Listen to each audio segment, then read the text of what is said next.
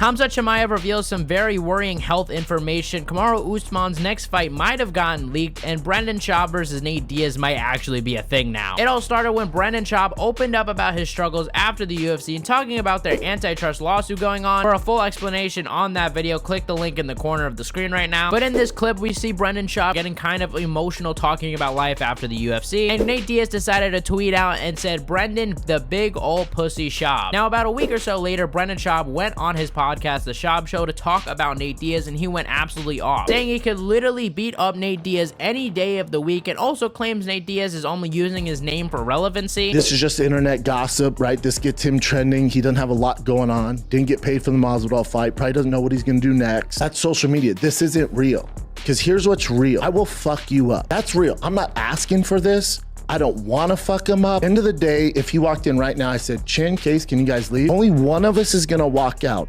unscathed, and it's me. Now, I highly doubt Nate Diaz needs to use anybody's name for relevancy, right? Let alone Brendan Schaub, right? I mean, he could have easily tweeted at Conor and gotten way more engagement. But this is something that people are starting to want to see. You know, will this be a real fight? Personally, I would much rather see a grappling match, which Craig Jones said on the Ariel Helwani show he would be down to put on. So I'd much rather see that, because I think that's a lot more interesting. An MMA fight, I just think, would just be ridiculous. Like, what's the point in that? But let me know who you guys think wins in the comment section below. Justin Gaethje, Ali Abdelaziz, Beneil Dariush, and Henry Cejudo all endorsed Donald Trump. The three UFC icons and Ali Abdelaziz all hosted a event, talking to Arab American voters in Michigan, and gave their reasonings overall to why they're supporting Trump. JDM versus Kamaru Usman might be in the works. There's been a lot of rumors of what fights are going to be at UFC 313, right? We've heard about, Israel Adesanya and Cairo Brahola, as well as potentially Alexander Volkanovski versus Diego Lopez, Sean Strickland versus Dricus du Plessis. The list goes on. But one of the new fights that we have heard about is Kamaru Usman versus Jack Della Maddalena. Now, this first started off as just a random, online rumor, nothing to pay attention to. But that was until Jack Della Maddalena himself posted a quote-unquote breaking news post talking about the fight between Kamaru Usman and himself. So it looks like that this thing is maybe something that at least JDM is asking for, looking forward to. And I say, why not? I think this would be a very good fight. Where Kamaru Usman is in his career, this makes sense. JDM also deserves a really big name. Let me know who you guys think would win in the comment section below. But speaking of Kamaru Usman, he has finally talked about the podcast he had with Belal Muhammad that never came out. For those of you guys that don't know, Kamaru Usman and Henry Cejudo host a podcast,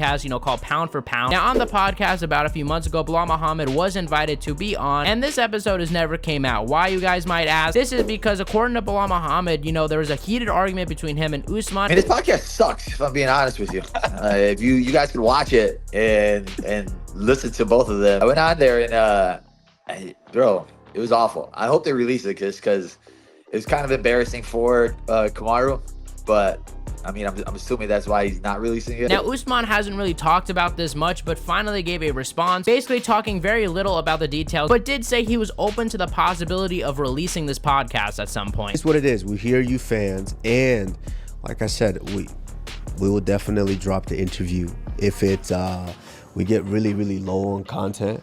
I mean, why not drop the? I mean, to be honest, it's the biggest moment of his life. That's why he talks about it every second. But and if we do drop the interview, it'll be the second biggest moment of his life because it gives him relevance. But here I want to talk about the main story. Khamzat Chimaev, right? He is going to be fighting this weekend at UFC 308, and he revealed some concerning health details about why he pulled out of that last fight, Robert Whittaker. And if we look at his whole career, it's just overall concerning. In an interview with Kevin Iole, Khamzat Chimaev opened up about why he pulled out of that fight with Robert Whittaker, saying that about 3 weeks before the training camp, he got sick. He had to go to the hospital, but after he got out, kept training, and he overall just got worse until the doctor said that he had to eventually just stay home and not fight anymore. Khamzat Chimaev has a history of getting sick. He almost retired when he got the coronavirus. He pulled out of his fight against Leon Edwards in 2020 and 2021 because he got sick. I swear a baby has a better immune system than him at this point. And I say this not to take a shit on Khamzat Chimaev. I am here to say that I think that this is actually, somewhat of a good thing. And what I mean by that is I think this all is because of how hard Khamzat Chimaev trained. Now, we've heard rumors from other fighters about how hard Khamzat trains, that he just constantly keeps going and doesn't give himself any breaks. But yes, while it's important for high-level athletes to train very hard, it is also equally important for them to know when they need days off, when they need a vacation, when they need time just to overall rest their body. The human body is not designed to go at 100%. Think about a car, right? If you just step on the pedal, eventually the engine is just going to explode. The same thing is going to happen with a human. So Khamzat Chimaev needs to slow down, and I do think that Khamzat Chimaev will lose this weekend. I do think he's going to lose to Robert Whittaker. I think we're going to see Khamzat Chimaev out of the gate try to take down Robert Whittaker as he's done to literally every opponent. And unless he gets a finish there, which, you know, he might, because Khamzat Chimaev is obviously very talented there. I think we're going to see this get to a second round, and we've seen that Khamzat Chimaev's output just slows down. Look at the Kamaru Usman fight. And this is 5 rounds. You know, Robert Whittaker has very good cardio, good takedown defense, and also has good wrestling on his own. So I think he's going to be safe in a lot of those positions, and I think we're going to see him get a later stoppage, maybe in the 4th or 5th round. If Khamzat wants to win, he's going to have to be very patient and be selective with the takedowns, you know? Have controlled chaos, right? Just don't go out of the gate guns blazing, because you're going to get tired. But comment in the comment section below how the fight is going to go exactly, like who's going to win, what round, and what the finish is going to be. Thank you guys for watching. You guys are the best fan base in MMA. Let me know what you guys think in the comment section below, and I'll see you guys in the next one.